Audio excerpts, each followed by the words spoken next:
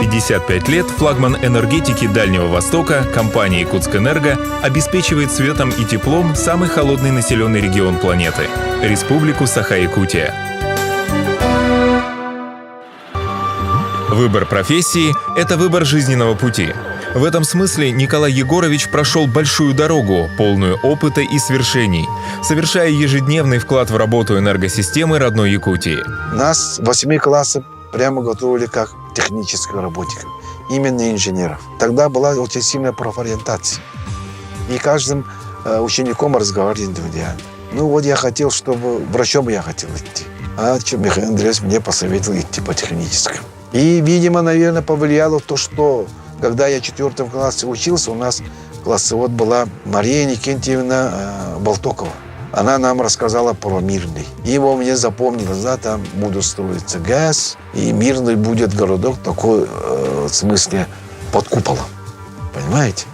И там будет круглый год лето. Я вот думал, да, и как оно будет отопляться, будет электроэнергия, да. И, ну, и у меня вот такое осталось. Может быть, и это повлияло, и, может быть, вот повлиял Михаил Андреевич. После окончания физико-математической школы в Красноярск поехал и поступил на Политехнический институт, энергетический факультет по специальности электроразведение промышленных предприятий. После окончания института я вот поступил сюда электромонтером в 1978 году.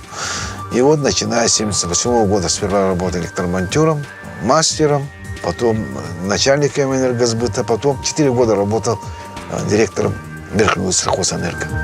Николай Егорович на протяжении многих лет успешно справляется с возложенной на него задачей по обеспечению бесперебойного электроснабжения потребителей Верхневилюйского района, в полной мере осознавая высокую степень социальной ответственности, лежащей на нем и его коллективе.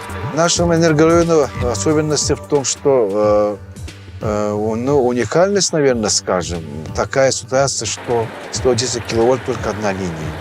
Когда уходит 110-ка, второй резервной линии нету. Поэтому ремонтный период, март-апрель, за эти 2 месяца мы должны эти односепные линии должны отремонтировать очень хорошо и очень капитально, чтобы она не уходила в зимнее время. Поэтому работаем таким образом на совесть. Трудностей, конечно, много. Это бездорожье, которые зимой снеги, весной и летом это болото, мы не проезжаем. Поэтому многие места мы проходим, особенно по воздушным линиям 35. Они линия такая глубокого вода, уходят далекие на снега, которые нет дорог. В этом случае ребята идут пешком. Если аварийная ситуация, то все аварийные запасы, все инструменты, все снаряжения, защитные средства они берут себе на плечо. И вот они идут. Там есть места, которые даже вездеходная техника не пройдет. Работники Верхневилюйского РЭС стояли у истоков электрификации самых труднодоступных участков, в прямом смысле неся свет жителям района. Ну, я помню, вот когда до 80-го года у нас питание электроэнергии шло через линии 35 киловольт Нирбы, которые построили еще в 50-х годах.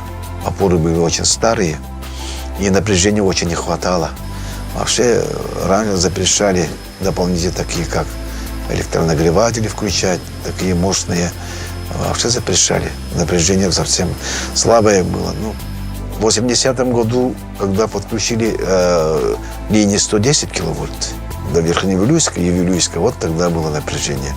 Нормальное такое, светлое, да? Вот этот день я помню хорошо, потому что подключение этих линий мы занимались, я там участвовал. Со всех республики приехали бригады, мы тоже своя отдельная бригада была, и мы весной это 110-ку мы подключили. И так радовались, что опоры такие устойчивые, да.